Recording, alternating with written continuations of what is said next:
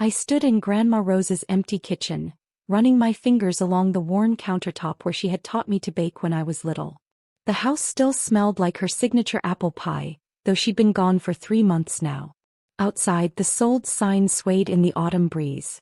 "We sold it for $850,000, my mother announced from the doorway, not even trying to hide her satisfaction. "All of it going to your brother's tech startup. Isn't that wonderful?" I turned slowly, my heart pounding. This house was supposed to be my inheritance. Grandma had promised it to me in front of the whole family at her last Thanksgiving. She knew how much I loved it, how I'd planned to turn it into a bakery and cooking school in her honor. "You sold my inheritance to fund Daniel's company?" Mom waved her hand dismissively. "Oh please, you wouldn't know what to do with a property like this. Daniel has a real business plan. He's going to be the next Mark Zuckerberg." I bit back a laugh. My brother's brilliant tech ideas had already burned through 2 rounds of family funding. His first app, a social network for pet rocks, had crashed spectacularly. His second venture, a cryptocurrency based on memes, had lasted 3 months before the SEC started asking questions. But Daniel was the golden child, the son who'd gone to business school, never mind that he'd barely passed, the entrepreneurial genius, never mind his track record of failures. And I was just the daughter who'd wasted her time getting a degree in finance and working her way up through venture capital firms. "Did you even look at my proposal?" I asked quietly. "The one showing how I could turn this place into a profitable business within a year?" Mom sniffed. "A cooking school? Please. Daniel is developing revolutionary AI technology. He's going to disrupt the entire tech industry." I pulled out my phone, opening the email I'd received that morning from my firm's research department. "You mean his revolutionary chatbot that just repeats movie quotes? How do you know about that?" "Because I do actual due diligence on investments, Mom. Unlike you and Dad who just throw money at whatever scheme Daniel dreams up." She flushed. "You're just jealous because your brother is an innovator while you push paper at some investment firm." If she only knew. I wasn't just pushing paper. I was the youngest partner at Blake Ventures, one of the most successful VC firms in the city. But my family never bothered to ask about my career. They were too busy funding Daniel's disasters. "Where is the innovator anyway?" I asked, looking around the empty house. "Shouldn't he be here helping clean out his funding source?" "He's meeting with potential investors." Mom beamed. "Very important people. They're very excited about his AI technology." I checked my watch. Right now, Daniel was probably pitching his movie quote chatbot to the same VC firms that had already rejected his last 3 ideas. I knew because I sat on the investment committee that had reviewed his proposal last week. The rejection letter would arrive tomorrow. "Well," I said, picking up the last box of Grandma's cookbooks, the only thing I'd asked to keep from the house, "I hope it works out better than the Pet Rock app. Or the meme coin. Or the digital birdseed marketplace. Those were learning experiences." Mom defended. "This time is different. Daniel has really figured it out. The AI market is booming." I didn't bother pointing out that Daniel's AI was basically a fancy magic 8-ball that spoke in movie quotes. Instead, I took one last look around the kitchen where I'd spent so many happy hours with Grandma. "You know she wanted me to have this place," I said softly. "She believed in my dream of honoring her legacy." "Dreams don't pay bills," Mom replied coldly. "Daniel needs this investment to become a tech billionaire. You'll understand when he's successful." I walked out without another word, carrying my box of cookbooks to my car.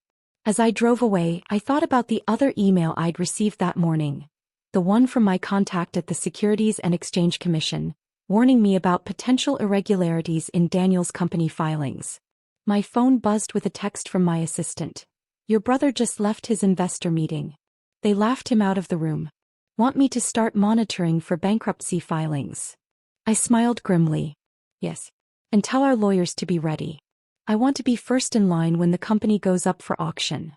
6 months, I predicted. 6 months before Daniel's revolutionary AI company crashed and burned like all his others. But this time would be different. This time I'd be ready. The next few months played out exactly as I'd expected. Daniel burned through the house money in record time, spending most of it on a luxury office space and a company Tesla. His chatbot, when finally released, was immediately flagged for copyright infringement by multiple movie studios. I watched from my corner office as his company spiraled downward, tracking every mistake, documenting every misstep. My family, of course, remained oblivious. Daniel's working so hard. Mom gushed during our monthly family dinner. He barely sleeps, he's so dedicated to his vision. He barely slept because he was desperately trying to cover up his company's financial irregularities, but I kept that information to myself. Did you see his office? Dad bragged to anyone who would listen. Corner suite in the tech district. That's my boy living the startup dream. The corner suite cost $20,000 a month in rent.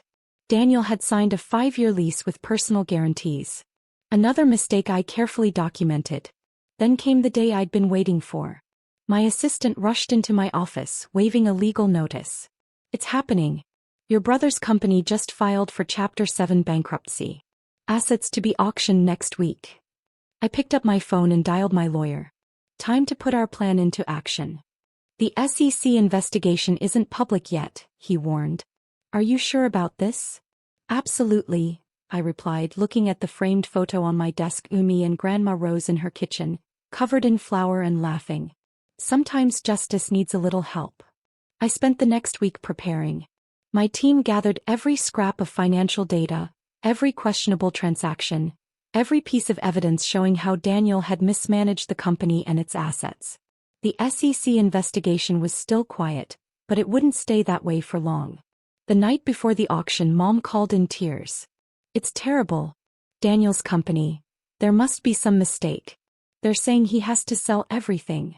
Everything? I asked innocently. Even the Tesla? He needs that car for business meetings. And the office lease. They're saying he's personally liable. We have to help him.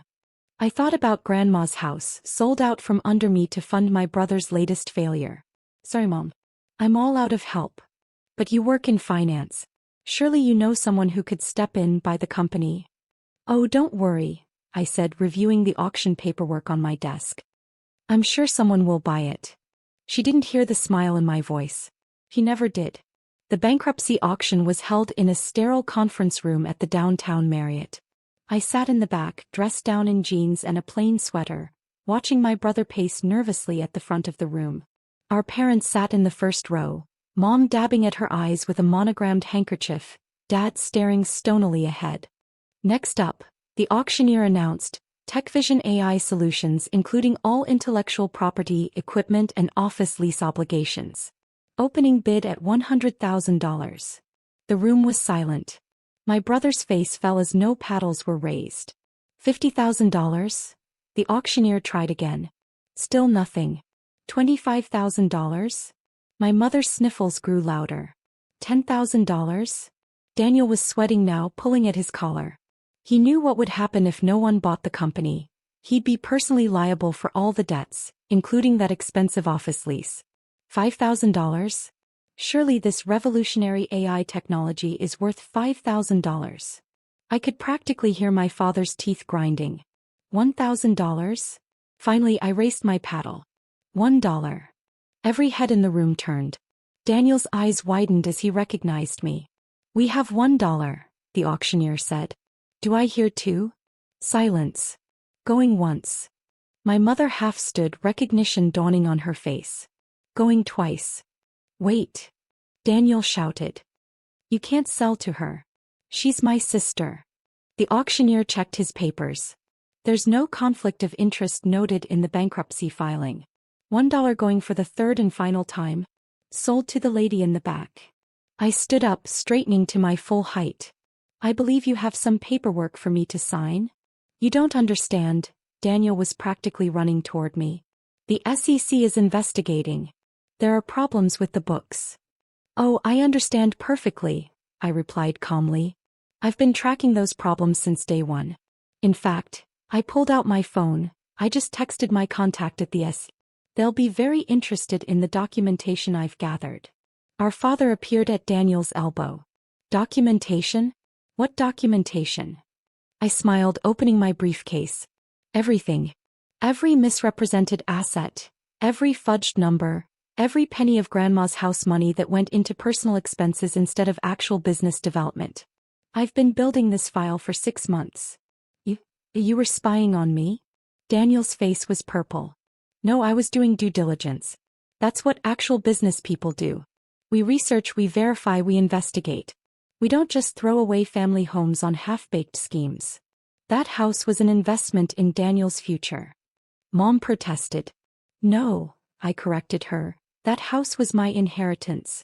Grandma wanted it to become something meaningful, not funding for another of Daniel's failures. And now, I held up the just-signed purchase agreement. I own everything, including the evidence of financial fraud. Daniel went pale. You wouldn't. Wouldn't what? Report securities fraud? Money laundering? Tax evasion? I raised an eyebrow. You're right. I wouldn't, on one condition. Name it, our father said quickly. I pulled another document from my briefcase. Sign over the land where Grandma's house stood. The new owners haven't started construction yet. Their company is actually one of my investment firm's holdings and they're willing to sell it back, for exactly what you sold it for. $850,000? Mom gasped. But we don't have that money. Daniel used it all. I know. That's why I'm offering a trade. The land for the SEC evidence. Oh, and Daniel's personal guarantee on that ridiculous office lease he signed. My brother slumped into a chair. You planned this. All of it. I learned from the best, didn't I? Isn't this the kind of innovative business strategy you're always bragging about? Our father was already reaching for the papers. Give me that pen. Not so fast. I pulled out one more document. This is a contract stating that neither you, Mom, nor Daniel will have any say in what I do with the property. No interference, no demands, no more family investments. The land will be mine free and clear. But what about Daniel's future? Mom pleaded. Daniel's future is his problem now. Just like mine was when you sold my inheritance out from under me. Sign or I make that call to the SE. They signed. All of them. Even Daniel, his hand shaking as he scrawled his name. Pleasure doing business with you, I said, gathering my papers. Oh, and Daniel. The Tesla needs to be returned to the leasing company by 5 p.m. I already called them. 6 months later, I stood in the newly renovated kitchen of Rose's Culinary Academy. Grandma's old house had been carefully restored, with modern additions that turned it into a state-of-the-art cooking school. Her recipes were framed on the walls, her cookbooks displayed in glass cases. The opening day celebration was packed with food critics, local news, and aspiring chefs. But no family members, they hadn't been invited. Miss Anderson? One of my students approached holding a familiar recipe card. Could you show me how to make this apple pie? The note says it was your grandmother's special recipe. I smiled, running my fingers along the worn countertop where Grandma had taught me the same recipe years ago. Of course. First you have to get the crust just right. My grandmother always said the secret was in how you build the foundation.